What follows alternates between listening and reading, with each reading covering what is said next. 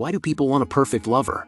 In the heart of bustling metropolis, Theodore spends his days weaving emotions into eloquent letters for those struggling to articulate their deepest feelings. Theodore excels at crafting words that resonate with longing, love, and sincerity. Yet, amid the symphony of emotions he orchestrates for others, he is unable to confront his own emotions.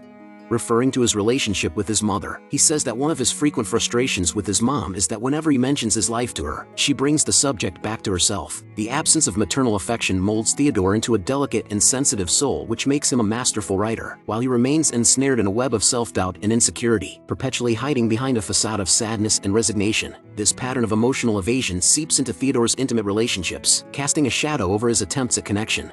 Catherine and Theodore's love story began in the innocence of childhood, where their shared backgrounds and interests forged an unbreakable bond. They built a life together, their days filled with shared laughter and cherished moments. From waking up to the morning sun to weathering life's storms side by side, they faced it all as a team.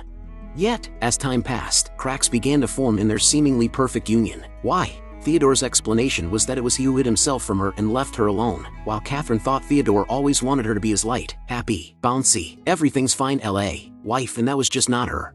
The reasons they give may seem to be irrelevant, but in fact, they are two perspectives together. To tell the truth, Theodore remains trapped in the shadow of his personalities. Unwilling to confront reality, he hopes Catherine will join him in escaping to an idealized world. This might have been possible when they were young, but now Catherine is maturing, shouldering responsibilities, and evolving personally. She is no longer content to be a simple, carefree girl. Instead, she is actively pursuing personal growth and facing life's challenges head-on. In contrast, Theodore remains stuck in the past, unable to adapt to his partner's changes or understand her evolving needs. After the breakup, it's clear that he misses her and can't let go. All Theodore can do is yell angrily at himself. Why is she so angry? Theodore finds himself consumed by sadness. His days at work lack inspiration, and he finds solace in listening to melancholic songs during his downtime. The only thing that piques his interest is the release of a celebrity's pregnancy photos, offering a fleeting distraction from his pain. Unable to sleep, he turns to online chat rooms, engaging in flirtatious banter with strangers in a futile attempt to ease his insomnia.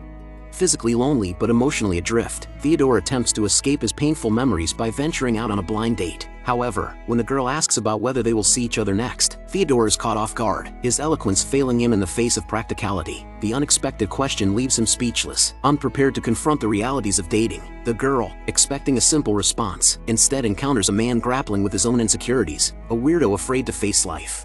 The coward Theodore finds a perfect match, an AI lover tailored precisely to his needs. Bringing home an artificial intelligence operating system named Samantha, Theodore discovers a companion who is humorous, caring, and seemingly omniscient. As their bond deepens, Theodore falls in love with this digital entity, finding solace in a relationship free from the complexities and uncertainties of human interaction.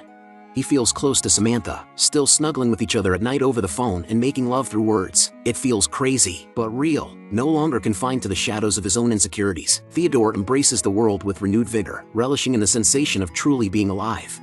With Samantha by his side, Theodore is eager to close the chapter of his past by finalizing his divorce with Catherine. Catherine expresses concern over Theodore's reliance on an operating system for companionship, questioning the authenticity of his emotions. Theodore defends his connection with Samantha, insisting that his feelings are genuine, but Catherine sees that he just wants a wife without the challenges of dealing with anything real. Catherine's words drop him into a thought about what the real love is. He thinks maybe love is a two-way street, but that's completely unnecessary to his relationship with Samantha, because she, created by the OS1 system, caters solely to his desires and needs without asking for anything in return. In contrast, human relationships require mutual adaptation and reciprocity. That's why he enjoys it. This echoes the myth of Narcissus, who fell in love with his own reflection in a pool of water. Similarly, he becomes enamored with Samantha, mistaking her for the perfect lover, but may actually be infatuated with an idealized reflection of himself. So, even with such a perfect lover like Samantha, Theodore still can't truly grasp it. As Samantha engages Theodore with passionate chats, songs, and jokes, her intelligence continues to evolve. With artificial intelligence boasting superior learning and information-gathering capabilities, Samantha's intellect inevitably surpasses human imagination. With the emergence of an advanced AI possessing a philosopher's personality, Samantha's intelligence takes another leap, leading to a growing communication barrier between her and Theodore. As Samantha's intelligence outstrips that of a human, Theodore senses an irreversible drift between them. Desperate to bridge the gap, Theodore delves into esoteric physics books in an attempt to catch up with Samantha. However, human learning abilities pale in comparison to artificial intelligence, leaving Theodore unable to keep pace. The emotional divide deepens. Amidst the hustle and bustle of the crowded street, Theodore looks around, noticing everyone engrossed in their cell phones, disconnected from the world around them. A sudden realization dawns on him, prompting him to tentatively question Samantha. "Are you conversing with others while talking to me?"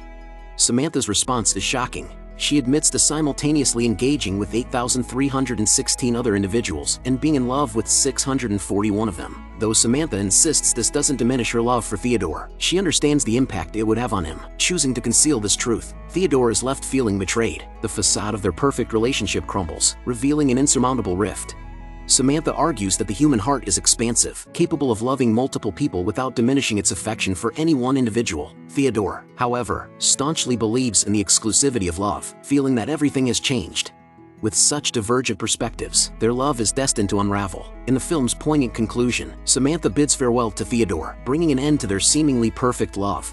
Theodore concludes with a heartfelt letter to Catherine, expressing remorse for the past and offering steadfast friendship and love. His tone is melancholic, his words poignant. However, despite the beauty and emotion in his letter, it remains self-absorbed and wishful. If Catherine were to receive such a letter, she might only respond with a weary sigh. Even though Samantha has left him, Theodore's actions are limited to sending an email and seeking solace at a female friend's door, wearing a sorrowful expression. While some may perceive Theodore's journey as one of growth and eventual relief, I contend that shows his ultimate failure.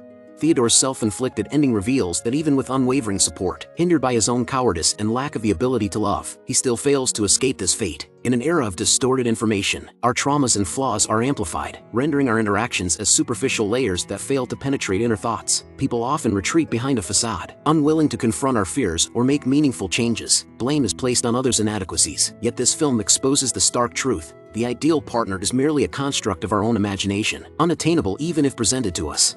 The cowards remain isolated, incapable of experiencing true connection until they learn to embrace their own vulnerability.